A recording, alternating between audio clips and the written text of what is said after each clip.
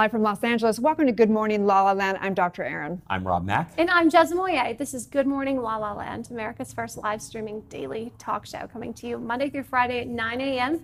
on Instagram, Facebook, YouTube, and Twitter. Now also available on Apple TV and Roku. That's right. Today is Wealth Wednesday, and we are here to know the truth that our birthright is abundance, that we are here to claim that today in our prosperity, in our wealth, in our health, and everything in our life. So excited to do that. Absolutely. I want to receive. Receive. May the road be open and the paved, right? Yes. Like we are claiming our right of abundance here on #Wealth Wednesday. We've got a wealth of incredible interviews right. to share with Lori you today. Harder, such a badass women entrepreneur. Yeah. Congratulations on her Oprah cruise. Right. Ellen Rakuten. Right. Yes. Speaking of Oprah. Speaking of Oprah. Ellen Rakuten, she was, one of the longest serving producers on the Oprah show. She won 13 Emmys for her work with Oprah. April Jones and Madam Methvin. Yes. Madam Methvin. A lot of powerful women. Oh my really, gosh, really powerful women. Award-winning, dedicated, world-changing women. Yeah, really powerful tips and tricks in these interviews, and I think a lot of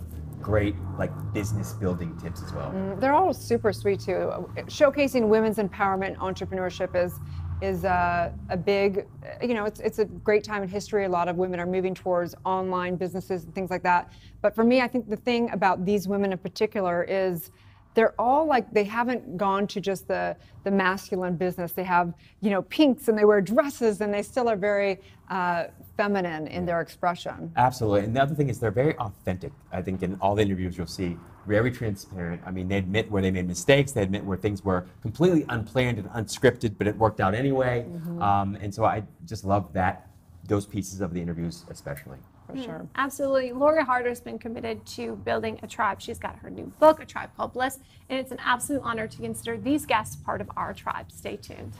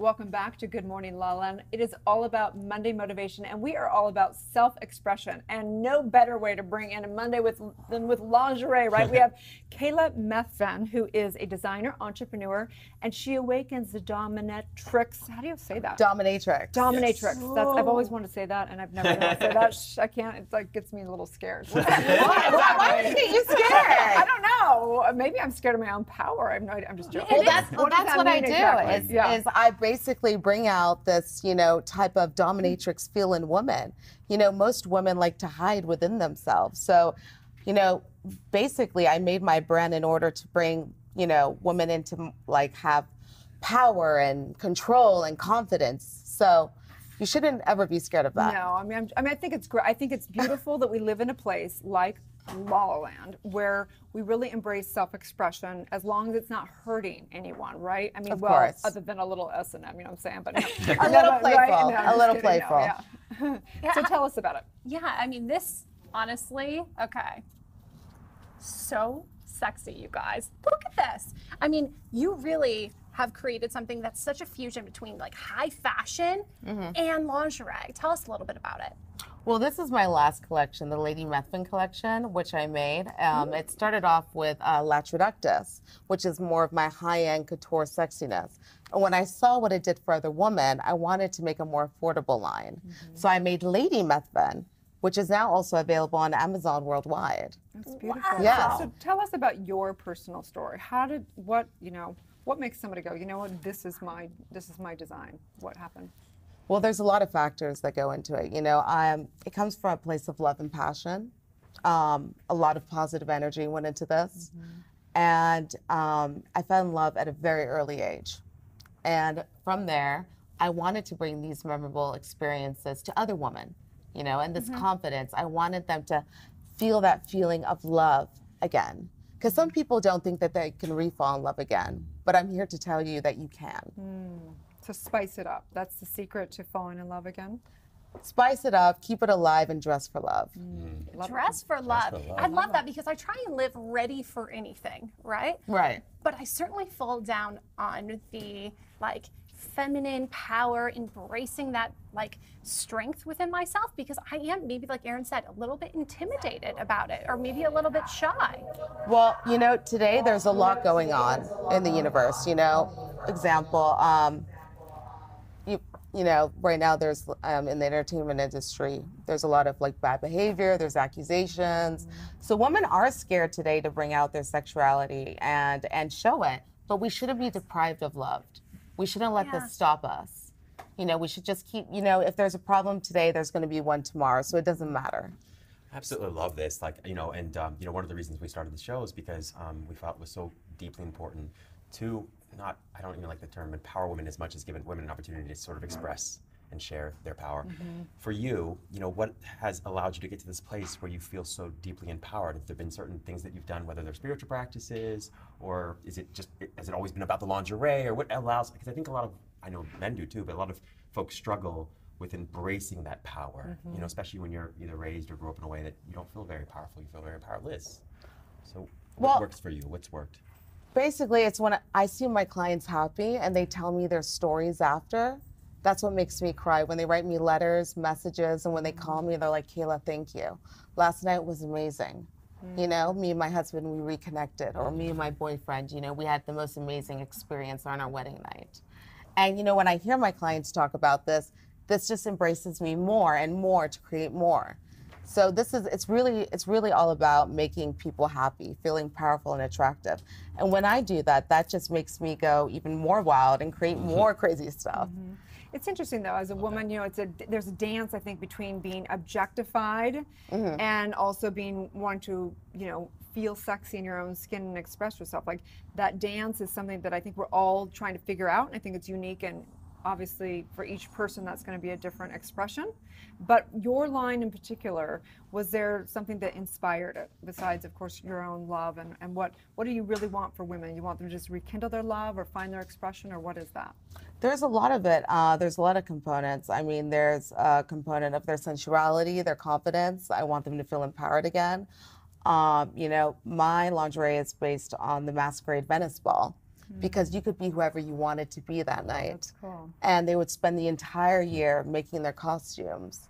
And then finally, when they had the ball, it ended up being my main inspiration. And then growing up in Paris, in Europe, and seeing all the culture, the arts, the people, and then just traveling all over the world, I love your nails. Show them your nails. They're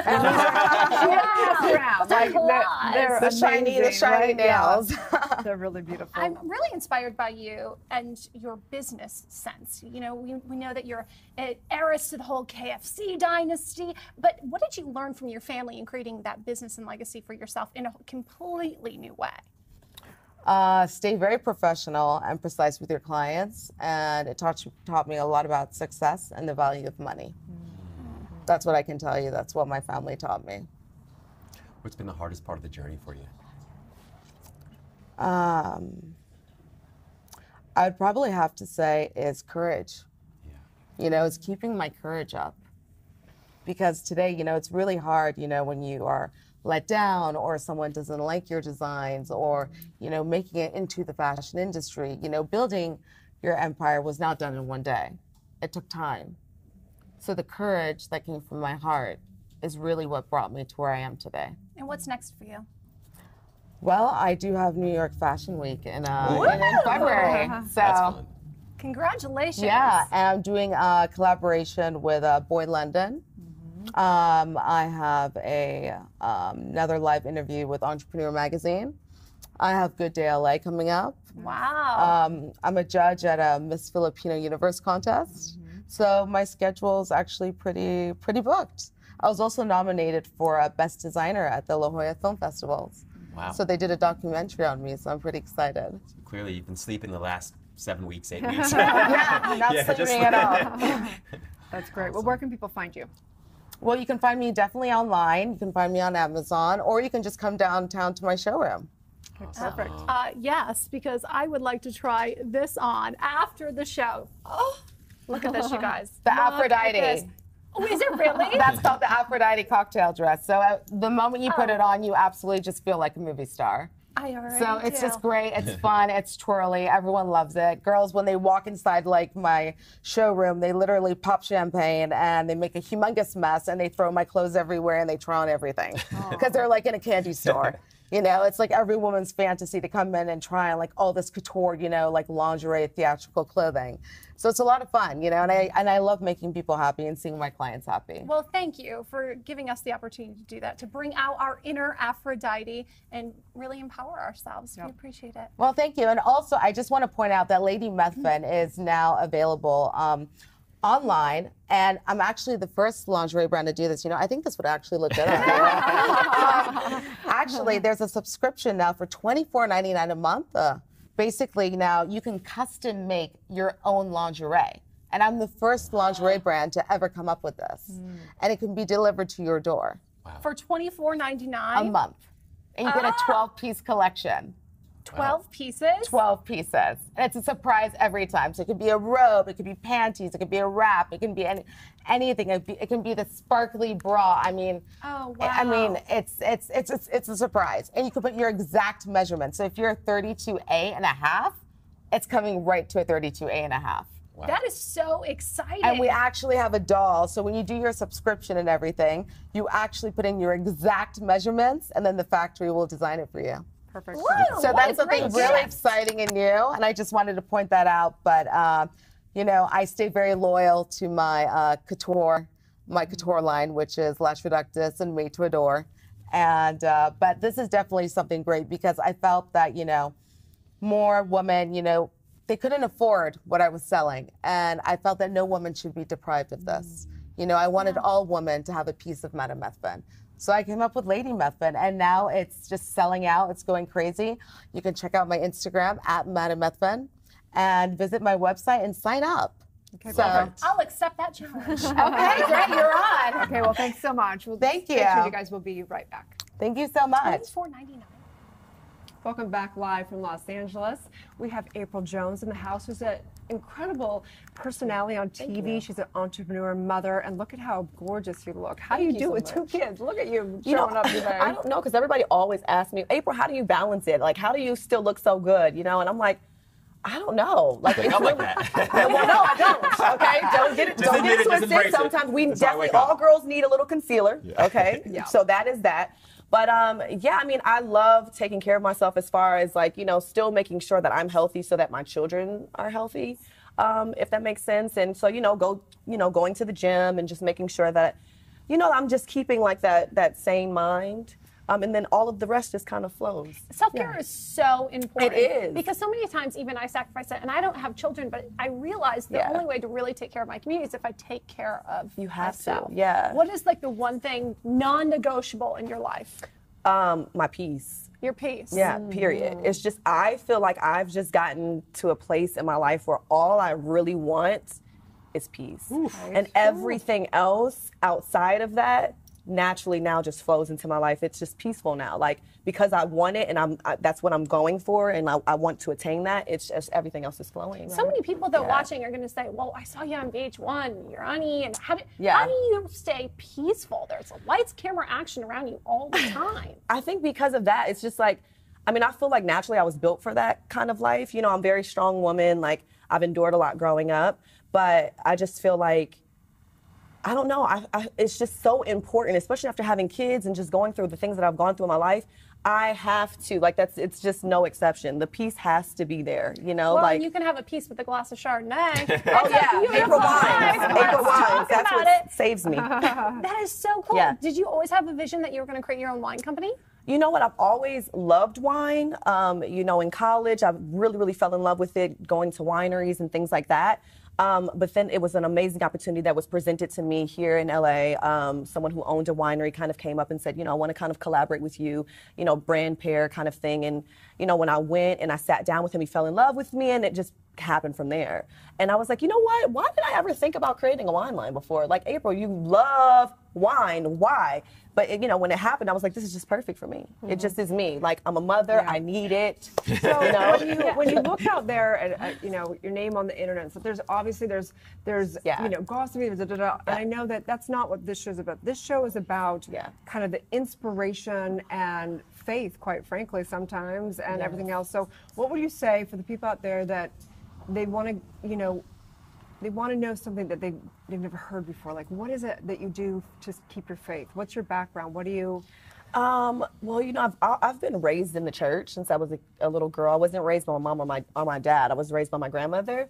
And she had a really, really strong belief in God. And, you know, obviously, like, I have that. So that's, like, a big part of my life. Every day, just having faith and being good to people and, like, having compassion and understanding and all these things. Like, that's just who I naturally am. And everything on the outside is, you know, to me, it's work. But my personal life, like, I have been able to maintain, you know, keeping my personal life personal. I think that's really, really important. Even being involved in Los Angeles and in the entertainment industry, it's important to be able to have that balance, you know? So you see what you see on the outside, but my life is really, truly private, and it's my life. Like, I really hone in on that, you know? And I think that's the balance that I've just maintained. Amazing. Yeah, and finding that, I don't know, like, yeah, I just, privacy is very important. You know? Has that been one of the toughest parts of your journey, or what would you say has been one of the biggest challenges for you?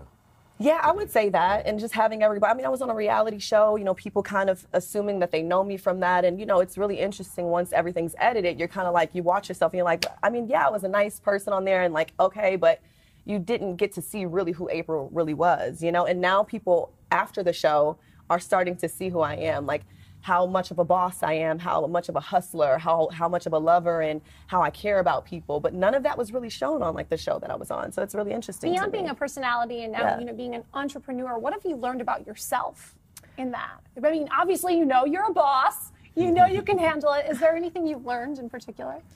Yeah, I mean, I just, so much about myself. I mean, I was on a show, and at the time I was in a relationship, I was pregnant, you know, so it's all these things. And, like, now I'm a single mom of 2 kids, and, you know, I had to go through, like, a breakup publicly. And so all of these transitions just kind of leading me into where I'm at now, and kind of why I do what I do with my wine, which is this whole women empowerment movement, is because I, you know, when I was going through a breakup and all this stuff, like, I was like, oh my God, there's so many other women who literally feel like this, and they feel alone, you know, have no one to speak to. So now that I have a platform, it's so important for me not to just have it, but to use it. I'll drink to that. Yeah, and then, yeah. And so then I'm like, well, I have a wine company. Like, okay, cool. I can go and I can, like, sell this anywhere. Like, okay, that's fine. But, like, what am I going to do with this, you know? And like, I prayed on it. And it was like, okay, well, why don't you break bread with other women? Create this sisterhood. Like, go and speak to women, empower them, you know, help them go through what you were going through. And, like, that's kind of, like, where I'm at. Who was that person for you? Well, God first, and then, you know, my mom and, you know, my close supportive, like, friends. Yeah, like, oh my God, like, here in California, I'm just so happy that I've built such a supportive team, because I don't have family here. All of my family is, like, out of state. So I'm here by myself with my two babies, but, like, my support system here is incredible. Wow. Yeah. There was one thing that you wanted to share with, like, other women or even other men, you know, that are going through a tough time, and maybe they want to accomplish some of the things that you've accomplished. What would you tell them? Just stay focused, you know? Yeah, and, like, recenter yourself and find you again, you know? Because I think sometimes we just lose ourselves and we don't feel motivated, and we don't feel like we can really get through, like, the tough times or wherever the rut that we're in, but you can. you know, you just have to really see the larger side of things, because there is a light at the end of the tunnel. And I didn't think that I could see it. Like when I was going when I was in a rut, I didn't think I could see the light at the end of the tunnel.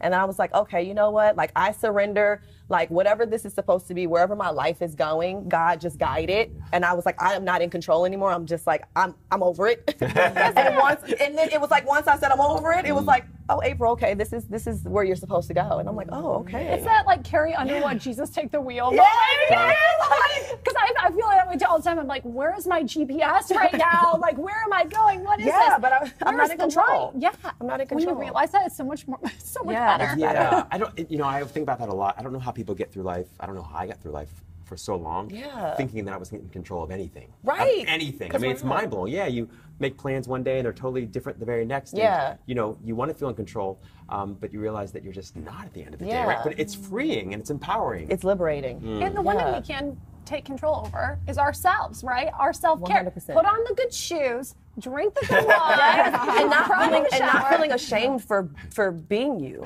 You know, that to me is like, I am so comfortable right now. This is like the happiest I've ever been in my life. I'm so comfortable with being the woman that I am right now, as opposed to how I was. Like, I just feel like right now at 31 years old of living, I am like finding myself. I'm honing in on what's important in life. I'm finding a purpose, and I feel like, you know, like we have to know what our purpose is here. And I feel like on this earth, and I feel like I'm just now finding that out. I'm like, so did it take 31 years of living to get to this point? Yeah.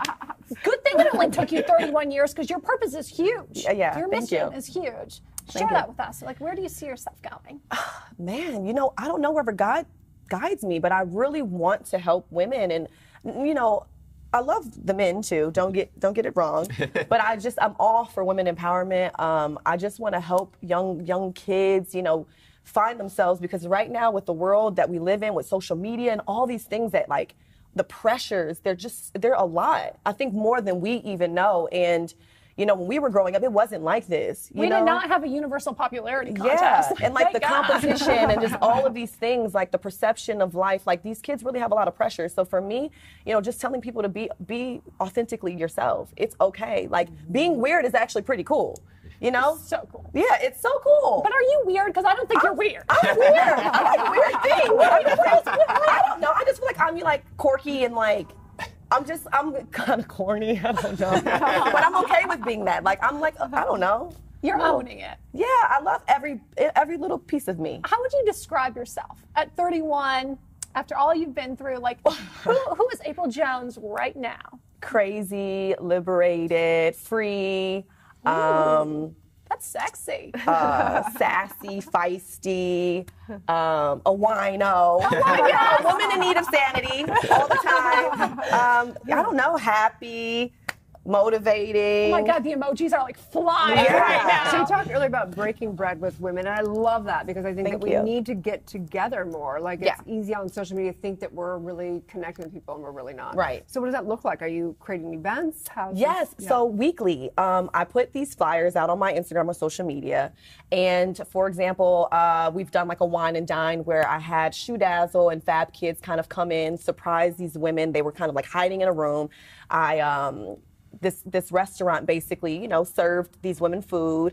We kind of, you know, talked about life, why it was important, why they were there. And then towards the end, they got gifted with stuff for their children and stuff for themselves to feel beautiful and to feel sexy as mothers, you know, have a break, have a moment to be around other women and kind of just share their story, you know? So that's like one. We've done, you know, sexy dance classes, whether that's like a burlesque for women who don't feel sexy, you know, with their bodies or like have low self-esteem. We've done writer workshops where it's like writing letters to God and sharing that, and, you know, just like ultimate healing, like finding that. Because I think sometimes it's really easy, which is weird, to talk to strangers than it is to go to like a friend and have that judgment there, you know? So the people know when they come to these events, there's no judgment. You get to be yourself. You get to have that, almost like that therapy. For me, these women are my therapist. I love it. Like, I feel like every time when I have an event, it actually is helping me. And sometimes it humbles me, because I'm like, wow, like here I am complaining about my life, and you're like going through what you're going through, and I have nothing to say. Like, wow, I'm humbled. Like, let me sit back and stop complaining. You know? Totally. So it's awesome. I'm coming for therapy. Yeah. Come for therapy and come for a glass of wine. And the shoes, please. I was gonna say I know it's for women, but I'd be there in a second. Look, I did a Father's Day edition for fathers, you know, and let them have massages with wine. You know, I treat the men. You're just not as important as the women. Fair enough. Still important. Fair enough. Yeah. Fair enough. We love the men. Yes. We love you guys. They got the long end of the stick for a long time. Yes. It's fine. Yes. And then Yes. tell us a little bit about your relationship with Shoe Dazzle. So my relationship with Shoe Dazzle, well, honestly, it's so funny how life turns, because when I was growing up, Kim Kardashian was like a brand ambassador for Shoe Dazzle. And I just remember signing up and being like, oh my God, I'm a college student. I don't have enough money to like go and like buy, you know, all these expensive shoes. So 3 pairs of shoes for like $32 is like, oh my God, it's life. So and I'm still a member, which is so funny because I still get my emails and I'm like, oh my God, I did not sign up for this. Like, did I not or cancel this? So I'm still a member. So funny, they actually came to me based on, you know, what I'm doing with the whole women empowerment, and everybody kind of like just falling in love with the movement. And they're like, we want to be a part of this. So they asked me to come on as a brand ambassador as well, have my own shoe collection. And yeah, which is so funny because now people are buying my shoes. That's fire. Yeah, isn't that cool? Yeah. Did you imagine you would have your own shoe collection? No, Yeah. and I love it. Like, you know, I actually go to the headquarters. I actually try on these shoes, and I'm like, I'm not putting a pair of shoes on any woman that I wouldn't wear. So I literally would sit there and be like, okay, would you buy these? Yes or no? Would you say these are sexy? Would you ask me about these shoes? If they say no, I don't want it part of my collection. You know you've made it when you have your own shoe line. Oh, yeah. You're I know, like, Michael okay, Jordan. you know. Yeah, and Steph it's Curry. inexpensive. Yeah, It's inexpensive to feel sexy, you know? Absolutely. And I don't mind rocking a pair of like cheap shoes. Yeah. Right. So how can people find you? So you can find me at April, APRYLS Jones on Instagram, Snapchat. It's the same on everything, all my social media, Twitter and all that. Yeah. And your wines.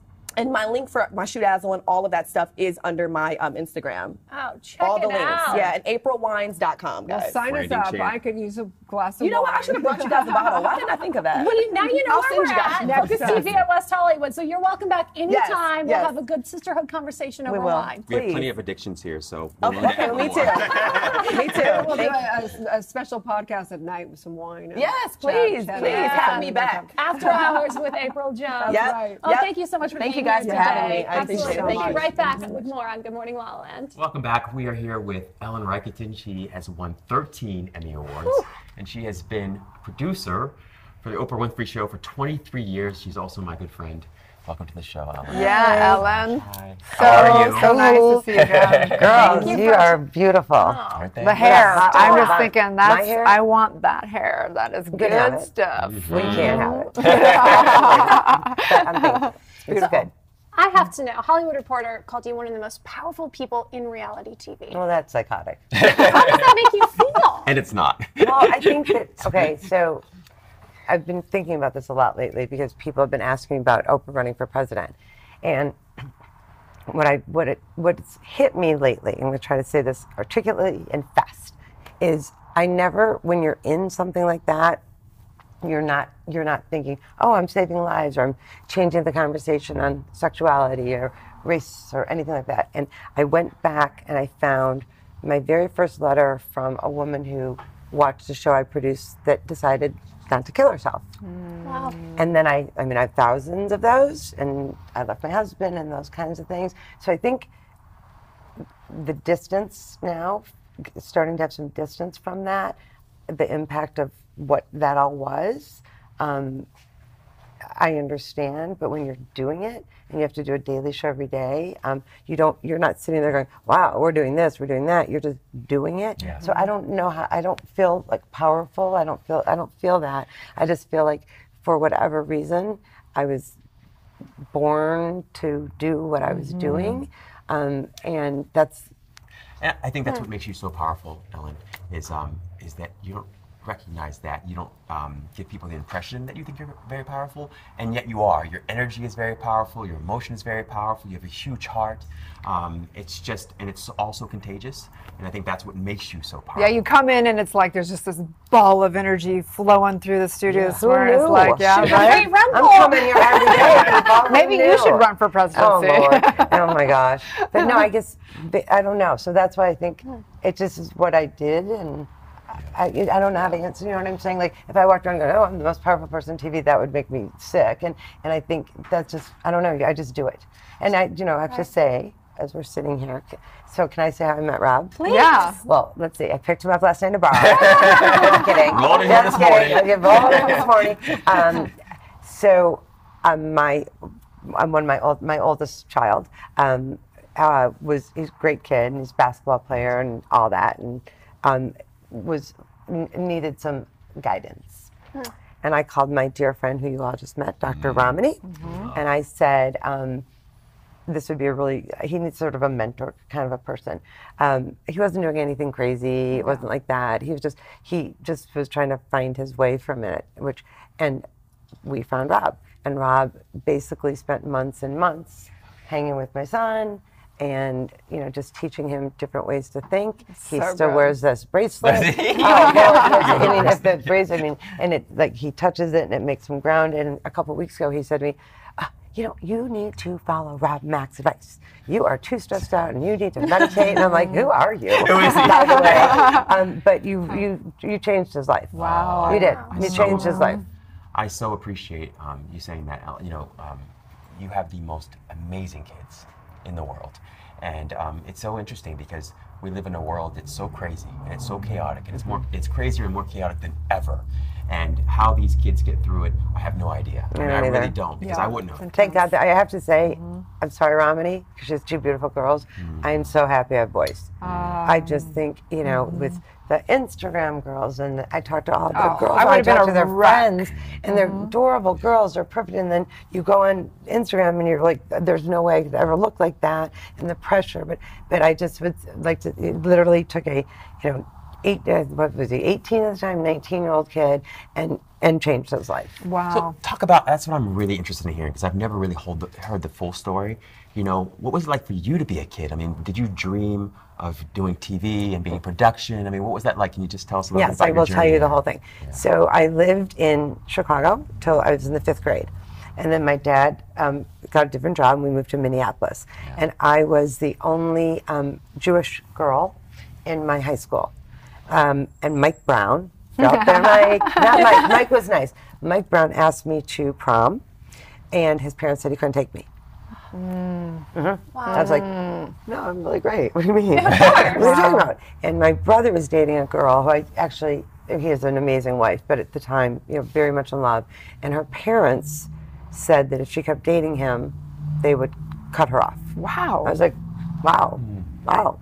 So I don't know if it's a prevalent thing. It's like the John Birch Society. Does anybody remember that? No. Romney does. Very, not, sort of Jews weren't allowed. How's that? And so I said, I have to leave here. And my sister was living in Chicago. Oh, hold on. My brother was dating somebody else after that one ended. And she was producing a local talk show in Minneapolis. And she said, come be an intern. It'll be really fun. Cut to Oprah was staffing up, and they started calling around local talk shows. At the time, there's a show called Kelly and Company, all these different, Good Morning, like a Good Morning LA or whatever, if this one had been on, and trying to find producers to staff up her national show, because she was doing a show called AM Chicago. Because they felt that, and they're right, that if you do a show like this, you have to learn how to do everything. And so somebody called me, still don't know who, flew to Chicago. It's always around a boy in my life. I was dating somebody, and I remember saying, I'm going to break up with you because I'm going to Chicago. And he's like, oh, yeah, sure. And I went, and I didn't take the job at first because of the boy. Yeah, I was like, yeah, of course, right? I was like 8. I don't even know what I'm talking about. I was like 10. It was like, you know what I mean? Like, whatever. So then I went back, changed my mind, and our first interview. So I was an intern at this show, and our first interview was really funny because I was actually underage, and it's the only time I've lied about my age to be older. Wow. Like, who does that, right? Especially not in this town. And I remember I had a really cute outfit on, and Oprah was like, she told me I looked like a Kennedy, which I don't know if that was, she thought that was good because she was close friends with Maria Shriver. And we went to a restaurant, and the wait person came and said, what would you like to drink? And all I could think of was MTV Spring Break. Long Island iced tea or sea breeze. That was all I had. I was like, let's sea breeze. And then she was like, oh my God, that's what I drink too. Whoa. I was like, okay. Bonding. That was how I got the job. I mean, but like seriously. And so there's 4 of us at the beginning working in like this big. And we all, not Oprah, but we smoked cigarettes back then in a closed room. It must have been quite pleasant. And the thing was there was no infrastructure. We just did what we wanted. So we'd come to work and say, oh my gosh, I went on a date last night, didn't call me back. Let's do that show. Oh my God, I feel fat today. Let's do that show. Oh, what are the best jeans for your butt? Let's do that show. Like it was overused words, authentic and organic, but there was no plan. There really was no plan. Wow. And so I think that's, and then it just, when we went, our very first national show, welcome to the very first National Movie Show. If you've never seen that clip. So you didn't feel like it was a mission. It was more just like, we're having fun, we're working, and it just like... No, because our very first show, we could not get a guest because nobody knew who she was. We tried Don Johnson, and we sent him like sunglasses and when it was still politically correct, a mink teddy bear. We couldn't get anybody. And we ended up doing a show called How to Get a Man to Marry You by a woman who wrote a book. Oh my gosh, my brain. Margaret Kent. Why do I remember this? But we couldn't get anybody to do the show. So we were, I don't want to say forced, but we had to figure out what we wanted to see and what we cared about. And that was really it. And then it went one thing to the next. And actually, celebrities were never a favorite of hers to do. That was always not. Interesting. Unless it was somebody that really came to play like a comedian, but she was never big on celebrities. So we just made it up. So when was the moment when you went, holy crap? I know, people ask me that. You know what, I wish I could answer you. We made it. I don't know. Well, the very first show, so Phil Donahue, if anybody out there even knows who that is. That was the only other show of its kind on. And the very first show, our ratings were higher than his. Wow. And I remember her coming into the office saying, we beat Phil Donahue. And we were like, oh my, what? And so, but then I think when I really realized the responsibility that we had, we did a show on decorating tips. And one of the tips was put lavender, don't do this, anybody.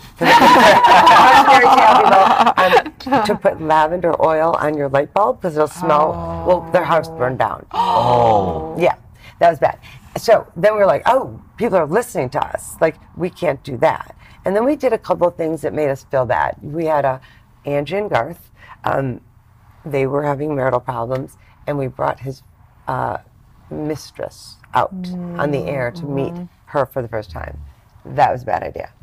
And we realized that's not what we wanted to do. But that was that time in history around reality shows, right? No, because like those shows, like Sally Jesse and Montel and those people were not yet. They hadn't come out, No, and we did that, and we realized we don't want to do that. We don't want to be the paternity testing people. And so the mission statement was inform, enlighten, uplift, and entertain. Love it. You can put a lot in there, by the way. You can justify broad. But we realized that, I mean, we still wanted, you got to do stuff that people are going to watch and everything, but we realized we didn't want to do that. And so I think then that was a very big turning point for us, that we didn't want to be exploitive, and we didn't, like, that's when we decided we were never going to have the KKK on again. We did those shows because we realized we were giving somebody a platform, and we were being used. We thought, oh, we're shedding light, we're shedding light. So I think it was, there was like a couple pivotal moments.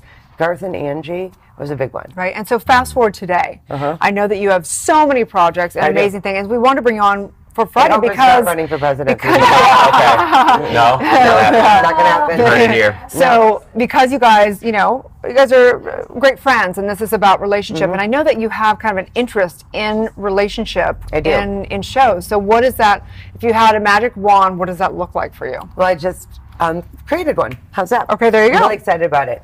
so as we talked about, I have these 2 teenage boys, and they're funny and Very funny. very funny, and also very protective. And I've found more and more, I don't go to them for advice because that would be inappropriate, but every once in a while they'll say something to me, I'm like, wow, I just really didn't think about it that way. Oh, okay. So I decided that there should be a generational conversation. So mom, daughter, and then grandmother. But the grandmother's really young. So Jada Pinkett Smith, her daughter Willow, and Jada's mom. And it's going to be great. Really Shout out excited. to them. Love all the whole family. Having the generational conversation Yeah, now. because we all as moms sit and talk about our kids, ask your kids. So that's what I started doing, is I started, instead of saying, this is what you should do, I want, like, what do you think? How's that for starters? What do you think? And also, I learned early on, I co-created the Dr. Phil show, and one of the things he said to me, he had 2 boys, he said, do this. Don't say, I'm proud of you, say you're proud of yourself. So just, so I think what I just started to realize is that they have a lot to say, and they have all their forms to say it, but as parents, they tell me too much, by the way. Right. My youngest son, which he will never see this, thank God. He'll never forgive me. But we were driving a couple weeks ago, I'm like, so Nick, whatever his name is, have you had sex? And my friends are like, I can't believe you talk to your kids that way. Yeah. And then they're spilling the beans. They're like, okay, well, let's reel this in now. But I just, and all my kids' friends say, we can't believe your relationship. It's not like I'm not like that mom who's endorsing drinking or smoking pot or any of that, but I'm real about what's happening, and I don't want them to have to hide anything. And from a spiritual perspective, kids are, they're really our peers. We're born of whatever, and I think it's so important in our culture to listen. They have a voice, just like, they have a great voice, and they know intuitively so much, wisdom is social great. Media and everything else, their voices are, I think, and I just think that I want to hear. I was fascinated. I asked one of my kids, how easy is it to get drugs? And he was telling me last week that the new drug of choice on college campuses is, they call it bars. What's I've that? never even heard that. Xanax. And there's some new rapper out, who's great, actually, his name's Russ. He's singing sort of against when the you hear bars. So, but I like the fact that it's an open, they tell me instead of hiding it from me. So I think don't, and I think this, I know a lot of parents who are doing the best they can. Can I say ass? Please. But they have their heads up their ass, because not my kid. My kid would never. Right. No, your kid was and is, and I'm seeing it. So I think having that conversation, and having that age for somebody So who's articulate and open and honest about what's going on. Oh, we're excited to see the show. Yeah. Oh yeah, Ellen, I wonder, what do you think is the biggest lesson that your boys have taught you? Oh Lord. Well, yesterday it was like, stop acting so old. Okay. Oh boy. I mean, what is the biggest lesson they've taught me? Well, oh God, I don't even know how to start with that. So I'll start to cry, and I did my makeup and everything. First of all, they are their own humans. So parents have children, and then they think it's their little mold to model them in their way that they see them.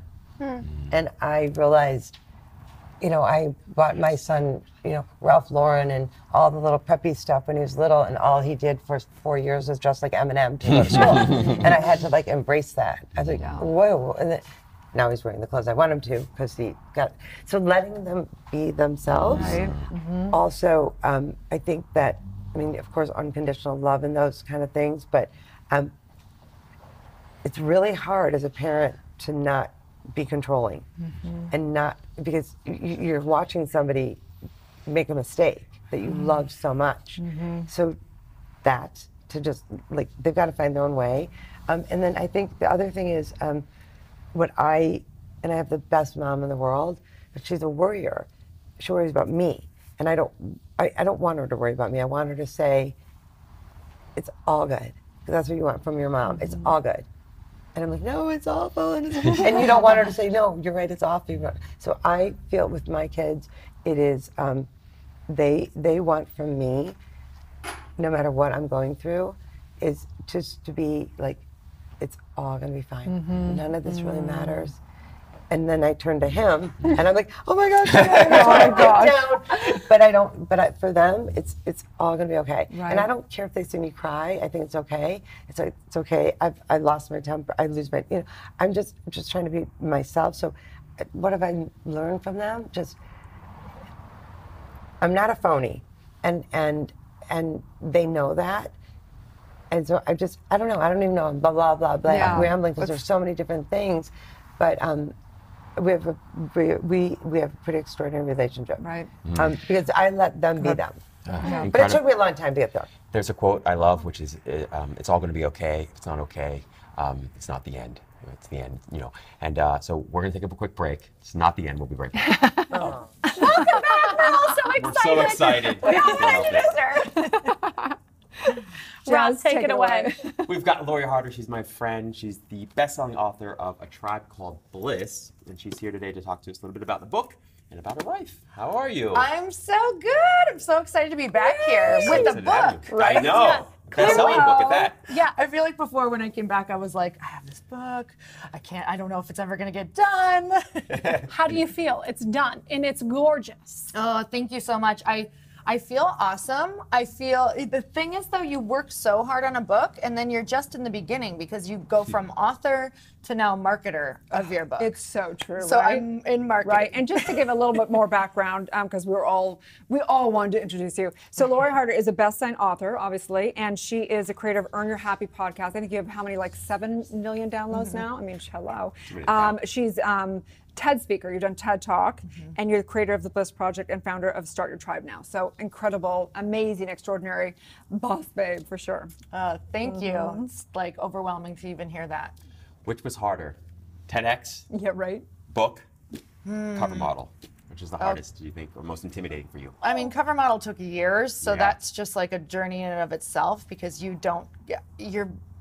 it's an interesting journey because you're kind of being chosen by someone, where the others you are more, getting out there and making sure you're putting yourself out there.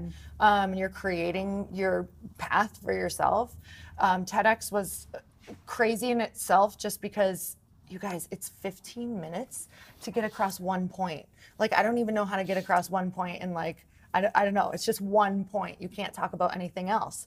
But the book has been the thing that has truly been the most up-leveling in my life. I'm still in it. I mean, I'm still in the thick of it. So I would say that's the hardest. What's been so challenging about it? In order to connect with people, you have to be really real and you have to be vulnerable. And you're putting your whole story and your whole soul out into the world and going, hope you like it. Like, this is my inner deep truth, and you're putting it out there. So it's kind of, how much do you want to share? How much are you willing to put out? And honestly, even just structuring and organizing was really challenging for me because I'm very creative. So getting something very linear that will make sense to everyone and learning what points to share and what not to share. Did you learn anything about yourself when you wrote this book? Oh yeah. I mean, the lessons there's so many lessons. I would say that I learned that humans can truly do anything that they put their mind to, and that we need so much help to get stuff done. So it just ensured the book, Tribe. I was like, I needed a tribe to get this done. I can't tell you all of the people, all of the love, everything that went into it when I wanted to quit. I called on all the people in my life just to get me through the process. The book, so let's talk about the book. You have breakthrough, superficial friendships, create real connections, and reach your highest potential. So that to me is almost different than a tribe. Like, it's like almost like becoming your highest self. So talk about what's actually in the book. So the book is really it's going to teach you not only about your tribe, but what happens is we want these friends and we want this life, but if we're not doing the actual work alongside of creating our tribe, and when I say the work, I mean of becoming your highest potential, we're never going to be able to actually hold what comes with the friends that we desire. So we want these up-leveled friends, but that means that we have to be up-leveling ourselves to hold what comes with it. Because I don't know about you, But I've walked into a room full of amazing women and been like, oh, I don't belong here. what do I have to offer? I don't even know what to say. I'm such a weirdo. Why did I say that? Like, that is what's on repeat in my head over and over. So what happens is you have to have the tools to do the self-talk to even be able to know that you are enough in this moment, that what are you going to say to yourself after you leave that particular event? That's all that matters, is if we change the stories in our heads. So the book runs parallel to building your tribe and how to show up within your tribe, but then also how to show up for yourself and how to really change those old patterns in your head. I love that. It's what I love most about this book. It's such a powerful, profound testament to your own journey, and you didn't always have this incredible tribe. Even as a child, I think you sort of hinted at that, more than hinted at that in the book, that it started with a very sort of independent childhood. Could you talk to us a little bit about that? Yes. You know, I think throughout life, because I was raised in a restrictive religion, that was my tribe, right? My family was my tribe and my religion was my tribe, because I wasn't allowed to associate with people outside of that. So what happened though is when I started to change and I started to be like, is this my path? Does this fit with where I want to go?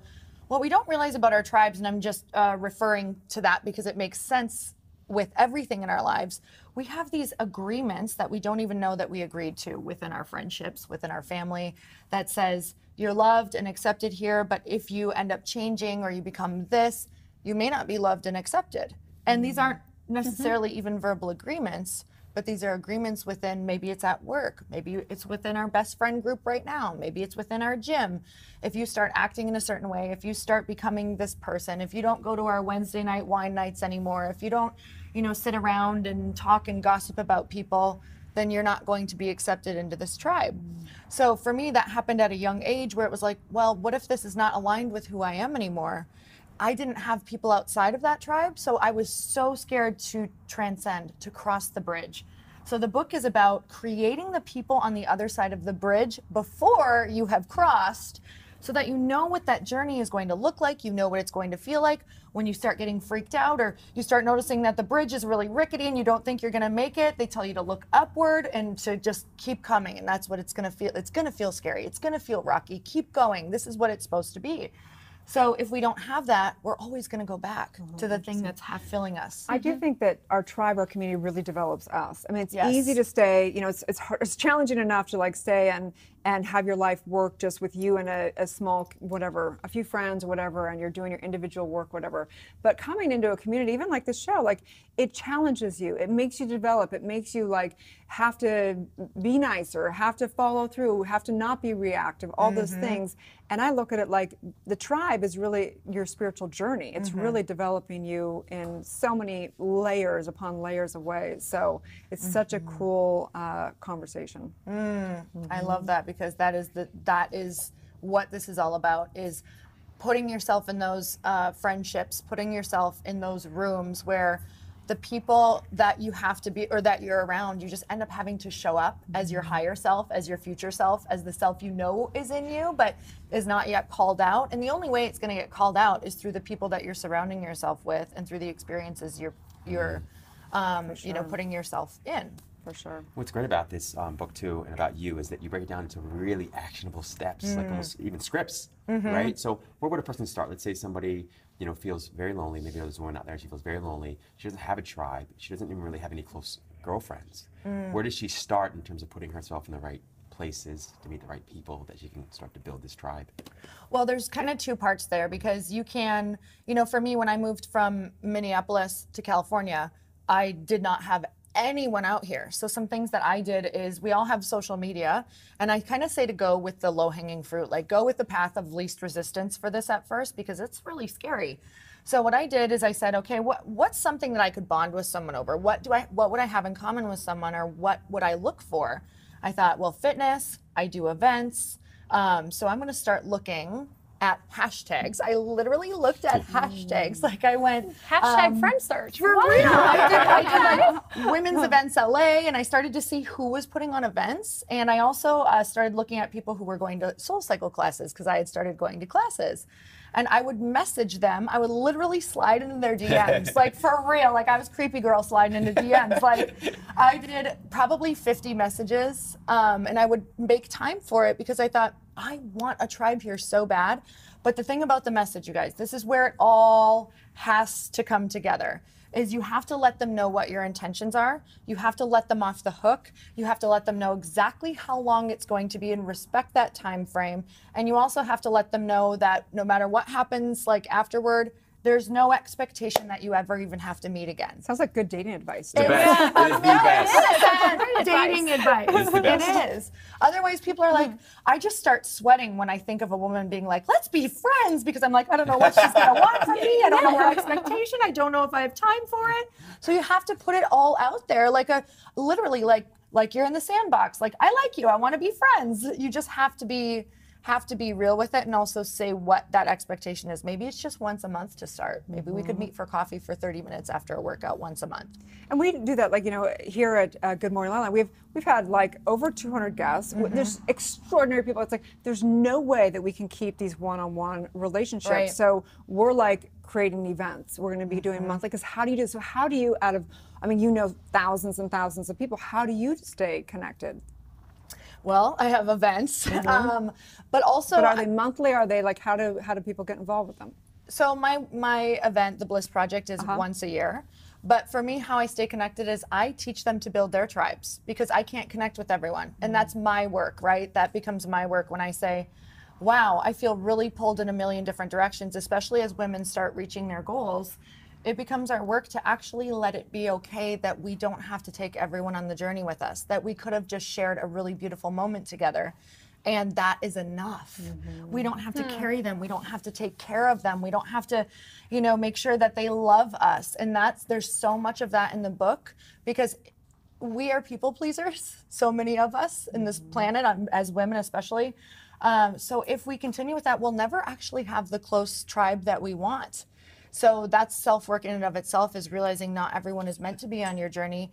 But the book for me was a way for me to help other people just to create their own. Like, you don't have to be in mine. You don't have to be in hers. You don't have to be in this select group to get what you desire in your life. You create your own, and you can bring that group up together. So true. Huge part of it, too, which you point out so poignantly, is forgiveness. Right? Yes. So self-forgiveness and forgiveness of others. Can you talk a little bit about that? I mean, we can't do anything without forgiveness, because, like, going back to these rooms that we want to insert ourselves in, or in these relationships that we want to be in, the stories that we tell ourselves afterward is either going to empower us to stay connected, or it's going to make us be alone again. So I'm constantly forgiving myself for everything that I'm doing in every single conversation, whether it's something little that I said that I was like, why did you say that? Or why didn't you compliment that person? Or why didn't you say how you felt? Like, the faster that I can forgive myself and just move into what would have felt good for me to say, and just trying to show up more authentic every day, because authenticity is just a complete practice. And in order to be authentic, it's forgiveness of when you weren't feeling authentic. That's really intriguing to me. So you're saying focusing on being authentic in the moment, it helps you remove the need to have to forgive yourself for not being enough. Yes, absolutely. And then you can, I think when I feel my most authentic, even if I'm like, oh, that was really weird, or you just like totally was like, hey, I want to be your friend. At least I can go home and know that I was myself. And to be honest with you, whenever I know I'm being my most full version of me, people are drawn to you. You're like a magnet. Oh yeah, you can't turn it off. Yeah, absolutely. And then sometimes what can happen is you feel too much of a magnet. So the story can be, was I too much? Was I like, did I show up too much in the room? Yeah. Are women going to be turned off because of that? And then that's the forgiveness as well, that was I too authentic? Should I have just been in the corner and downplayed who I am or what I really feel like? So forgiveness around that as well, but I'd rather be forgiving that than, you know. Isn't that interesting, though, that we still feel prompted to have to forgive ourselves for being the best version of ourselves? Yes. For showing up too much. Yeah. And it's so important that we do that because that's when we become walking permission for other women. Is they feel it. We need to see these models of what it actually looks like to be a full version of ourselves in a very loving way. Because if I don't see that, if I don't see other women showing up fully them, then of course I'm going to continue hiding. So I want to be in that room with the women who are just big and bold in themselves and showing up exactly how they feel that day. Wow, it's so powerful. And that comes through beautifully in your relationship with Chris, with your husband. There's a story, actually, Chris and I were going to hang out one weekend, and we both got caught up in stuff, but it was my responsibility to get back to him, and I didn't get back to him right away. And I remember seeing him on Monday morning at the gym and being like, Chris, dude, I am so sorry. I totally meant to hang out. I promise. I meant to get back to you. And he said, Rob, I don't make up stories about what, why you didn't get back right away or not. And I was like, oh my God, literally said that same thing to people, and I meant it, and I felt it. Because he's so self-accepting, which and that's something that you both have in spades. You're self-loving and self-accepting, and allows other people to show up and be self-accepting and other-accepting. So thank you for doing that for us. Thank you. Sure. Absolutely. We're excited to have him on the show too. Right? Oh yeah, he's excited to come on. So excited. So building our tribe, we're so excited to read it and follow this journey, and because we're building our tribe here, and it's it's been a beautiful journey for all of us, and to build a community around Good Morning LaLa, it's been so fulfilling, incredibly fulfilling. If there was one final takeaway that you had for the book, and I know people need to read the book to get them all, but if there was one big takeaway for you, what would be the greatest takeaway be that you wanted people to remember from the book? That no matter what you feel like, or no matter how lonely you are, that there's a way to create this dream tribe that you've been thinking of, and that we are not meant to do it alone. So if you're feeling stuck in any area of your life or lonely in any area of your life, there's a way to support yourself. You just need the tools to do it. Drop the mic. Okay, so mic drop. Nicely said, beautifully said. So we're gonna take a little break and bring Natalie back discussing what boss babes are doing on a day like this in La La Land. So stay tuned, you guys, we'll be right back.